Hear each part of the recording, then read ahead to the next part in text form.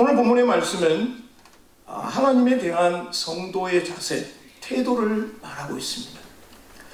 로마서는 1장부터 16장까지 있는데요. 1장부터 11장까지는 하나님이 우리에게 믿어야 될 내용, 한편으로 말하면 교리라고 말씀할 수가 있습니다.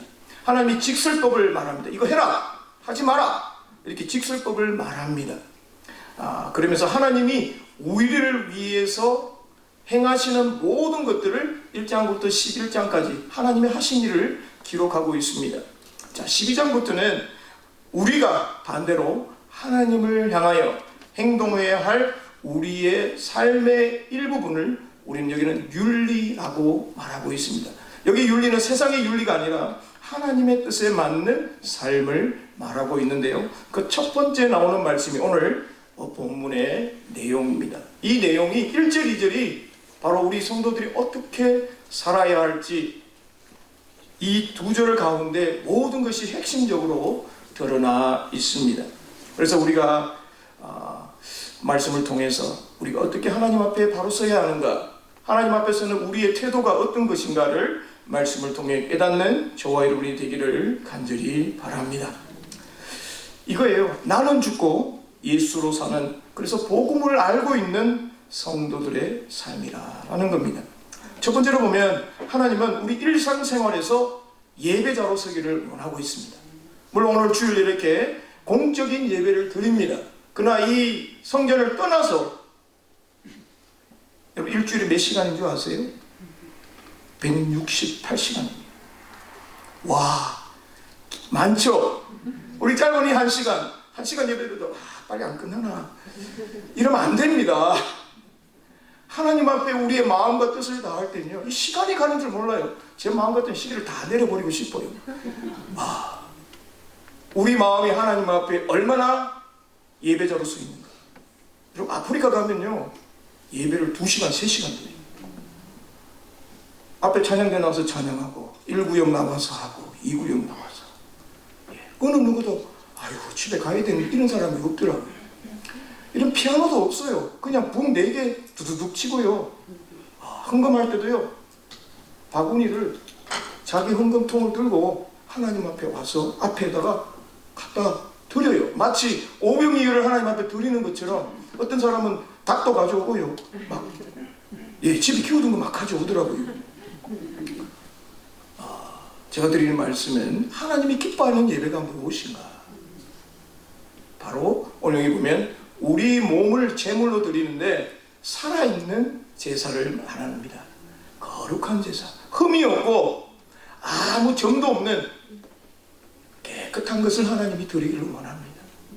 여러분 주일날 예배 드리는데 우리 이 한 주일날 예배는요, 일주일 동안 내일부터 월, 화, 수, 목, 금, 토, 그 가운데 하나님과 동행하면서 내가 하나님 앞에 드려진 내 삶의 모든 것을 기뻐하며 하나님이 나를 통해 행하신 일들을 하나님 앞에 감사합니다, 그런 마음으로 교회에 오는 거예요. 야, 오늘 또 주일이가, 이러면 안 됩니다. 오늘 가기 싫은데, 그러면 안 돼요.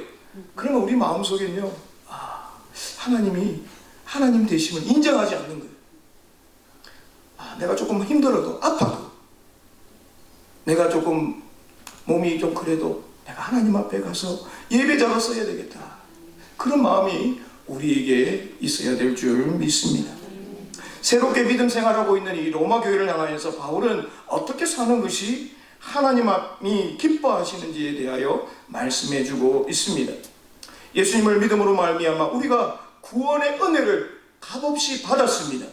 그 은혜에 대해 생각하면 감사가 나오기가 당연한 거죠. 그래서 1절에 보면 내가 하나님의 모든 자비하심으로, 하나님이 우리를 향한 그 구원의 놀라운 은혜를 이 자비하심이라고 표현합니다. 이걸 깨닫는 사람은요, 하나님의 은혜가 얼마나 큰지, 거기에 비하면 나는 너무나도 작고 도저히 바꿀 수 없는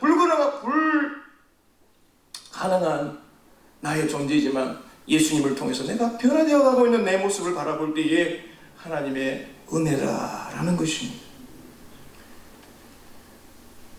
바울은 이것을 하나님의 은혜로서 명령하지 않습니다. 너희를 권하노니, 권면합니다. 하나님에 대한 이 산 제사는요, 거룩함 뿐만 아니라 하나님 앞에 오늘 여기 보면 자비하심 때문에 라는 것입니다. 정말 우리가 하나님 앞에 예배자로 선다는 것, 여러분 구약에 보면 양이나 짐승을 다 살아있는 채로 죽입니다. 죽여서 살과 피를 나누고 또 하나님 앞에 올려드립니다. 왜 그렇게 합니까? 내가 죽어야 되는데 내 대신 제물이 하나님 앞에 드려집니다. 그래서 내가 죄사함을 입는 거죠. 그러나 신약시대 이후에 사는 저희들에게는 예수님을 통하여서 예수님이 단번에 하나님 앞에 드림으로 말미암아 우리는 그 은혜로 주님을 믿음으로 말미암아 우리가 사죄됨을 믿습니다. 자, 여기 보니까 너희 몸을 드리라. 그러면 그냥 우리는 우리 바디만, 육체만 생각합니다. 근데 여기 나와 있는 원어의 몸이라는 것은 우리의 몸, 그냥 몸뚱어리가 아니라 우리의 육체적인 의미뿐만 아니라 우리의 마음과 의지와 인격을 다 포함하고 있는 내용입니다. 그래서 하나님 앞에 드릴 때에 이것이 영적 예배라. 그냥 영적 예배가 아니라 살아있는 그냥 제물이라고 말하지 않습니다. 우리가 하나님 앞에 우리의 모든 삶을 드리는 것을 영적 예배라 그랬는데요, 드리라 그럽니다. 여러분, 드리라는 게 뭘까요? 맡기라, 바치다, 이런 뜻입니다. 그래서 하나님이 기뻐하시는 예배는 우리 몸을 하나님 앞에 제물로 드려 거룩한 산 제물로 드리는 것을 말씀하고 있습니다. 그렇습니다. 매일매일 삶에 여러분 현장에서 얼마나 힘드세요?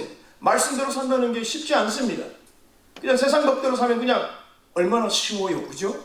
그러나 하나님 말씀대로 살려갈 때 우리 속에 갈등과 여러 가지가 있지만 하나님께서 여러분의 삶 속에 함께 하셔서 우리가 육체에 따라가는 것이 아니라 성령의 법으로 우리가 따라가기 때문에 우리는 힘있게 살아갈 수가 있다라는 겁니다. 정말 우리의 삶 속에 살아있는 예배, 그렇다고 죽은 예배가 아니죠. 우리의 삶을 통해서 하나님 앞에 날마다 살아있는 영적인 예배가 여러분 삶에 있기를 바랍니다. 예수님께서 수가성 여인에게 만나셔서 말씀하셨죠. 요한복음 4장 23절 24절에 보면 하나님께서, 아버지께서 참되게 예배하는 자를 영과 진리로 예배할 때가, 자들은 영과 진리로 예배할 때가 오나니 곧 이때라. 아버지께서 자기에게 이렇게 예배하는 자를 찾으시니라. 영과 진리로 예배하는 자를 찾는다고 했습니다.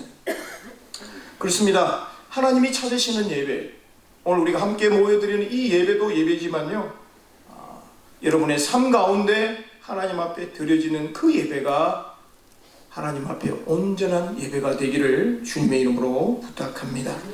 삶의 모든 영역에 우리 자신의 몸이 내 것이 아니라 하나님 앞에 맡깁니다. 이것이 바로 예배자의 삶이라는 거죠. 거룩하게 드려라. 거룩한 산제사를 드리라. 흠이 없는, 참 우리는 사실 흠이 다 있습니다. 그러나 왜 흠이 없는 거룩한 제사로 드리라 그럴까요? 우리는 연약하지만 예수 그리스도의 옷을 입고 용서된 깨끗한 마음으로 하나님 앞에 섬기라라는 것을 말씀해주고 있습니다. 이 영적 예배라는 뜻은요, 원래 뜻은 합리적이다라는 뜻입니다. 하나님의 뜻에 합리적인 예배를 드려라라는 겁니다. 우리가 주중에도 예배드리고 또 새벽기도도 있고 수요예배도 있습니다. 여러분, 목사에게는 어느 것 하나 소홀히 할 수가 없습니다. 새벽기도는 사람이 별로 안 나온다고 대충 하고, 수요일은 조금 오니까 더 좀 하고, 주일 예배는 많이 오니까 더 열심히 준비해야 되는, 그러면 안 되겠죠, 그죠? 그렇습니까, 안 그렇습니까? 모든 예배의 예배를 마치 하나님 앞에 드리는 마음으로 쓴다면요, 우리는 어느 것 하나 다르게 예배 드릴 수가 없습니다. 심지어 여러분 구역 예배도 마찬가지입니다. 구역 예배도 여러분 우리 구역 예배로 모였어요. 마음 같아서는 정말 여러분 마음을 집을 좀 오픈하셔서 우리가요 사실은 1년에 10번 예배 드려요. 8월달 안 하고 12월달 안 해요. 여러분 한 가정이 딱 한 번만 여러분 오픈하셔서 섬기면요, 여러분 섬길 때도 우리 구역원들이 다 도와주지 않습니까? 함께 모이는데 힘써 주시기를 주님의 이름으로 부탁합니다. 여러분 예배라는 게 우리 믿음의 성도들이 함께 마음을 모아서 하나님 앞에 드려지는 게 진정한 예배입니다. 예수님께서도 두세 사람이 내 이름으로 너희 하는 곳에 함께 하시겠다고 말씀하셨어요. 그렇습니다. 하나님이 원하시는 기뻐 받으시는 예배자로 쓰시기를 간절히 바랍니다. 우리는 어떤 존재인가요? 주님께서 자신의 피를 내어줌으로 말미암아 우리를 갖추고 사신 거예요. 베드로전서 1장 18절 19절에 보면 오직 흠없고 점없는 어린 양 같은 그리스도의 보배로운 피로 된 것이다 라고 우리를 말합니다. 그래서 우리 한 분 한 분이 소중한 분이에요. 귀중한 분이에요. 우리는 사람의 겉모습을 보고 판단합니다. 그러나 하나님은 우리의 중심을 보시고 말씀하세요. 하나님이 원하시는 것은 하나님이 기뻐하시는 예배라는 겁니다. 여러분 하나님이 기뻐하는 일 어떤 게 있을까요? 제가 말하지 않아도 여러분 너무나 잘 알아요. 나를 죽이면 되는 거예요. 나를 드러내지 않으면 됩니다. 주님이 원하시는 대로 가면 되는 거예요. 나의 생각, 행동, 말이 이 세대의 말을 버리고 하나님의 뜻을 따라가야 될 줄 믿습니다. 하나님께 드려야 할 가장 값진 재물이 뭐라고 생각하세요? 바로 여러분의 삶의 전체를 드리는 것입니다. 어떤 한국엔 전철이 많잖아요. 가끔 한국 가보면 이 전철 타면 여러분 마음이 어떻습니까? 내 자리 없을까? 예, 만약에 길게 가면 이렇게 한국에 보면 노약집도 있고 임산부 있습니다. 임산부는 핑크색으로 되어 있더라고요. 그래서 이렇게 줄을 쫙 해가지고 임산부 이렇게 있습니다. 근데 가끔 임산부 아닌 분이 좀 앉아 계시더라고요. 예.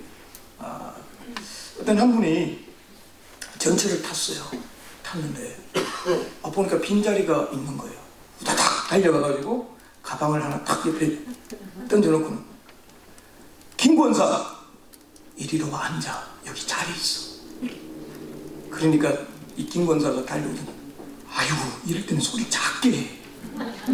김 권사 하지 말고 김보살이라 그래. 이러다가 하나님 영광 가리겠어. 이 말이 뭘까? 말하시는 분도 권사님인 것 같아요. 그러니까 김 권사. 예. 권사님 정도 되면은 여러분 어떻습니까? 그죠? 교회 봉사하고 믿음이 좋은 분인데 근데 실제적으로 지하철을 타다 보면 이런 일이 있다라는 겁니다. 다른 사람을 생각하지 않고 나만 보는 겁니다. 그것을 듣고 있는 사람이 저분이 권사님이면 예수 믿는 사람을 알잖아요. 예수 안 믿는 사람도 알아요. 권사, 집사 이런 걸 압니다. 그죠? 네. 이 말이 뭘까요? 바로 우리 생활 속에서 드러나는 삶의 예배자로 서야 한다라는 것입니다. 두 번째로 우리에게 주시는 것은 바로 삶의 목표가 우리의 목표가 그리스도여야 한다라는 겁니다. 누구를 따라가는 것이 아니라 우리 모두는 성도로서 그리스도 예수 그리스도를 닮아가야 될 줄 믿습니다. 삶의 자체가 거룩한 제사가 되는 방법을 오늘 바울은 말씀하기를요 구체적인 방법을 말합니다. 바로 이 세대를 본받지 말고 마음을 변화받아서 그리고 하나님의 뜻이 무엇인지 분별하는 것이 바로 우리 삶의 그리스도를 닮아가는 일이다라고 말씀해주고 있습니다. 이것은 바로 우리 기독교의 세계관을 말씀해주고 있습니다. 첫 번째로 보면 세대를 본받지 말라. 여러분 바울이 말할 때 그 세대하고 지금 우리 세대랑 다를까요? 그렇게 다르지 않습니다. 여기에 세대라는 것은 세상을 말하는 거예요. 하나님과 등지져 있는 그런 세계관, 세대를 풍조를 말하고 있습니다. 비신앙적인 사상을 말하고 있는 거죠. 여러분, 결코 세상은 우리에게 스승이 될 수 없습니다. 바울은 성도된 자라서 이 세상에 빠져서 우리 자신을 세상에다가 내어주지 말라는 뜻이에요. 그러니까 내어주지 않으면 어떻게 됩니까? 모방하지도 말고 하나님이 우리에게 무엇을 원하시는지 우리는 이 세상을 흘러가는 것이 아니라 오히려 연어처럼 거슬러 올라가야 한다라는 겁니다. 거슬러 올라갈 때 힘들죠. 연어가 배가 막 다 헤어집니다. 그러나 알을 놓기 위해서 그의 고향으로 달려가는 연어처럼 우리도 주님의 말씀 앞에 살아가면서 우리에게 보여진 그 본향을 향할 때에 때로는 우리 몸이 아프고 힘들고 괴로워도 이 세상을 넉넉히 이으신 주님 따라 함께 걸어가기를 원합니다. 여러분, 이 세대는요, 권력이나 명예를 가치를 둡니다. 조금 명예와 명예가 권위가 있으면요, 권력이 있으면 우린 거기에다가 고개를 숙입니다. 정말 믿음의 사람은 어떻게 해야 될까요? 하나님의 말씀 앞에 귀 기울이고 말씀 앞에 우리가 써야 되지 않겠습니까? 우리 속에 거하시는 성령을 쫓아 행하시기를 간절히 바랍니다. 여러분, 세상의 가치를 쫓게 되면요, 이 세상의 가치도요, 시간 되면 변해요. 사실은 세상에 귀하게 여기는 이 가치들을 인간의 욕심을 오히려 일으키고 있습니다. 요한일서 2장에 보면 15절에 보면요, 세상이나 세상에 있는 것을 사랑하지 말라. 누구든지 세상을 사랑하면 아버지의 사랑이 그 안에 없느니라. 이 세상의 것은요, 지나가 버립니다. 그러나 하나님의 사랑은 영원하더라라고 말씀하고 있습니다. 여러분, 우리가 혹시라도 세상을 향해 우리가 달려가고 있다면 아차! 이게 하나님의 뜻이 아니라면 빨리 턴어라운 하셔서 유턴 하시기 바랍니다. 그게 제일 빨라요. 여러분, 길을 가다가 GPS가 내가 원하는 대로 가지 않으면 어떻게 하죠? 아주머니가 이야기 하시잖아요. 여기 가서 턴어라운 하세요. 예. 그거 말 안 들으면 계속해서 막 가릅니다. 그죠? 그럼 기분 나쁘다 막 꺼버리잖아요. 예. 정말 주님이 원하시는 것은 우리의 삶 가운데 이 세대를 바라보며 영적으로 바라볼 수 있는 저희님이 되기를 간절히 바랍니다. 바로 예수님이 우리의 진리이고 또한 생명이십니다. 요한복음 14장 6절에 보면 내가 곧 길이요 진리요 생명이니 나로 맘지 않고는 아버지께로 올 자가 없느니라. 반대로 말하면 주님 때문에 아버지께로 갈 수 있다라는 겁니다. 여러분, 세상에는 많은 사람들이 진리 따라 갑니다. 그래서 많은 종교들이 생겨나지 않습니까? 그렇습니다. 예수님께서 이 땅에 오셔서 참 진리임을 보여주셨고 그뿐만 아니라 나는 부활이요 생명이라고 말씀하셨습니다. 우리 육체는 나이가 들면 약하게 되어 있습니다. 전에는 허벅지도 튼튼하고 다리도 알통이 불불 했는데 아프고 나이가 들면 뼈와 죄송합니다 피부밖에 남지 않아요. 왜 그럴까? 우리의 육체는 연약해질지라도 하나님이 원하시는 것은 누구든지 그리스도 예수 안에 있으면 새로운 피조물이 되었습니다. 우리가 날마다 주님 앞에 변화되어가는 저희들이 되기를 바랍니다. 마음을요 새롭게 해야 돼요. 그래서 제일 좋은 게 연초예요. 여기 나오는 마음이라는 말은 이 누스라고 하는 말인데, 마음은 우리 그냥 우리가 갖고 있는 몸을 제외한 것이 아니라 이 우리의 인간의 지적 모든 것을 동원한 전인격적인 것을 말하고 있습니다. 자, 마음은 변해야지. 그런데 몸이 안 변하면 이게 안 된다는 거예요. 묵은 땅을 경작해서 새로운 것을 심듯이요, 우리 모두가 그리스도 안에서 말씀으로 우리가 다시 주의 말씀 앞에 돌아가야 되겠습니다. 내면이 새로워져야 됩니다. 삶의 완전한 전환을 말하고 있어요. 사도 바울이 주님 만나고 나니까 어땠습니까? 예수 믿는 사람을 죽이러 갔던 그 다메섹에서 십자가에 돌아가신 그 예수님을 만날 때 그의 삶이 변했습니다. 하나님을 향했던 그 열심이 이제는 그 자신의 열심이 잘못되었다는 걸 깨닫고 그는 이방의 복음 전도자로 부름을 받았습니다. 여러분, 사람의 마음을 지배하는 것이 있습니다. 참, 이것을요 우리 스스로 하다 보면요 늘 넘어집니다. 미워하지 말아야 그러는데 우리 속에 이미 미움이 막 올라옵니다. 그럴 때는 어떻게 하면 좋겠습니까? 주님의 사랑으로 덮어야만 됩니다. 덮어가. 우리 성도들이 정말 바라기는 전도회나 또 구역 모임 때에 서로를 더 사랑해 주시고 어떻게 하면 내가 주님의 몸된 제자를 위해서 함께 섬길 수 있을까? 여러분, 좀 이따 말씀드리겠지만 우리가요 조금씩 변해야 됩니다. 한꺼번에 변하면 저 사람 이렇게 생각하는데요, 조금씩 변하면 돼요. 한두 가지만 변하면 됩니다. 예수를 믿었는데도 야, 저 사람은 안 변한다 그러면 문제가 있는 거예요. 야, 성격이 성질이 거시기하다 막 이러면요 우리가 주님 앞에 다시 한번 내 삶을 살펴봐야 합니다. 믿음은 20년, 30년 이렇게 됐는데 여전히 옛날 성품을 갖고 있다면 하나님 좀 바꿔주세요. 우리가 주님 앞에 엎드려야 되지 않을까요? 변화를 받으라는 것은 그리스도와 닮아가라라는 뜻입니다. 마지막으로 우리는 하나님의 뜻을 찾아야 됩니다. 하나님의 선하시고 기뻐하시고 온전하실 뜻이 무엇인가? 자, 이러기 위해서는 우리의 삶 가운데 날마다 실천적인 삶을 살아가면서 살펴보아야 합니다. 시편 51편 10절에 보면 하나님이여 내 속에 정한 마음을 창조하시고 내 안에 정직한 영을 새롭게 하소서. 이 다윗 왕이 간음을 범죄를 범했습니다. 참 다윗이 하나님 앞에 아름다운 모습이 있지만 그에게도 결점이 있었어요. 그가 하나님 앞에 범죄된 소식을 고백하면서 밤새도록 하나님 앞에 회개합니다. 자기 속에 잠깐 나쁜 마음을 품었던 그 마음, 하나님 앞에 죄를 짓고 나니까 그 이전에 하나님을 인하여서 기뻐했던 그 마음들이 어디 있는지 찾아볼 수가 없는 거예요.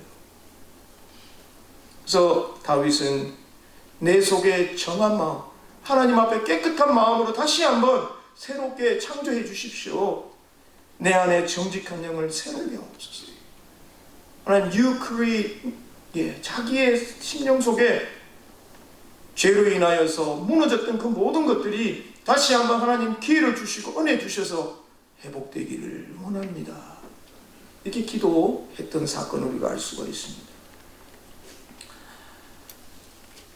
우리 마음에 변화가 없이는요 하나님께서 기뻐하시는 삶을 살기란 쉽지 않습니다. 하나님의 선하시다는 게 뭘까요? 하나님의 우리를 통하여서 어떻게 신앙생활을 해야 할지를 말씀해 주고 있습니다. 오늘 읽지 않았지만 9절에 보면요 악을 미워하고 선에 속하라. 21절에 보면 악에게 지지 말고 선으로 악을 이기라. 방법이 세상 방법과 달라요. 눈에는 눈, 이에는 이. 이게 세상의 법입니다. 그러나 하나님의 법은 선으로 악을 이기라. 쉽지 않습니다. 그죠? 내가 손해봐야 되고 내가 힘들어합니다. 그러나 우리는 말씀 앞에 이것을 따라야 될 줄 믿습니다. 하나님이 기뻐하시는 게 뭘까요? 하나님의 뜻이 이루어질 때 하나님이 기뻐하십니다. 온전하신 것이 무엇입니까? 바로 하나님이 온전하신 것 같이 우리도 온전하게 될 줄 믿습니다. 마지막으로 무엇인지 분별하도록 하라. 이 분별은요 이게 옳고 그른지 그게 아니에요. 내가 기준이 아닙니다. 우리는 내가 기준이 되가 지금 잘못됐어 잘됐어 우리가 판단할 때가 많습니다. 그것 때문에 우리 싸우는 거예요. 그죠? 맞습니까? 맞습니다. 여기에 분별하도록 하라라는 말은 시험을 통해 입증하라. 즉 우리 성도의 삶이 마치 수술대에 올라가 있는 환자처럼 하나님의 시험대 위에 올려놓아서 그 행위가 모든 삶이 하나님 앞에 합한지 하나님께 확인받으라라는 것입니다. 그래서 우리는요, 하나님 앞에 행동할 때에 모든 실천의 삶이 기준이 내가 아닙니다. 하나님이세요. 하나님 보시기에 합당한 삶을 살아야 한다라는 것입니다. 결론은 나는 죽고 그리스도만 있어야 되겠습니다. 말씀 맺겠습니다. 하나님은 이 참 불가능한 같은 우리를 거룩한 자녀로 온전하게 만들어가는 과정을 준비해 주셨습니다. 그 과정 속에 우리는 지금 살아가고 있습니다. 그런데 우리는요, 헌신하기를 주저합니다. 하나님의 자비하심을 깨달은 사람은요, 헌신하기를 두려워하지 않습니다. 그럼 헌신하는 게 뭘까요? 내가 주님의 사랑을 온전히 알았습니다 라고 고백하는 사람이 헌신하는 거예요. 억지로 할 수도 있지만 정말 하나님의 그 자비하심을 깨달은 성도는 하나님 그 은혜가 너무나도 크기 때문에 내 작은 것, 내 몸, 내 시간 하나님 앞에 돌려드립니다. 그래서 헌신은 억지로 하는 게 아닙니다. 내가 좋아서 자발적으로 하는 거예요. 여러분, 올 한 해 이제 시작합니다. 여러분의 하나님 앞에 예배드리는 모습, 교회에서 헌신하는 것, 또 우리 구역 팀들이 식사 준비합니다. 여러분, 시간 내어서 오지 않습니까? 시간 내어서 장 보지 않습니까? 그 하나하나가 하나님을 향한 나의 헌신임을 고백한다면 여러분, 이 음식통에서 우리 성도들이 기뻐하고 즐거워하고 정말 밥 한 끼지만 기뻐할 수 있는 성도의 교제 시간이 된다면 여러분, 아마 그렇게 여러분 지금까지 해 오신 줄 믿습니다. 우리 모두가 하나님 앞에요, 우리의 생활 방식, 우리의 생각들 다시 한번 말씀 앞에 바라보고 변화되어서 정말 하나님이 기뻐하시고 선하신 목적이 무엇인지 깨달아서 올 한 해 여러분, 우리 모두가 마음을 새롭게 해서 함께 세상으로 파송하는 교회. 저희 올림피아 중앙로교회가 이 레이시 지역에 있잖아요. 여러분 아마 나가면 올림피아 중앙로교회 다 할 거예요. 그래서 한 분 한 분이 하나님의 성전이 되어서 교회의 일부분 지체가 되어서 여러분 세상을 향하여 복음을 전하는 믿음의 성도들 다 되시기를 주님의 이름으로 축원합니다. 기도하겠습니다. 하나님 감사합니다. 우리를 사랑하여 주시고 또 품어주셔서 지금까지 인도해 주신 하나님의 은혜에 다시 한번 감사합니다. 올 한 해 하나님 마음을 새롭게 하여 세상을 향하여 파송되어지는 귀한 믿음의 성도들 되기를 원합니다. 하나님 작은 것부터 시작하게 하시고 마음의 결단과 은혜를 덧입혀 주셔서 하나님 온 교회 성도들이 한 마음을 가지고 주의 뜻을 위하여 걸어가는 헌신된 일꾼들로 삼아 주옵소서. 예수님 이름으로 간절히 기도합니다. 아멘.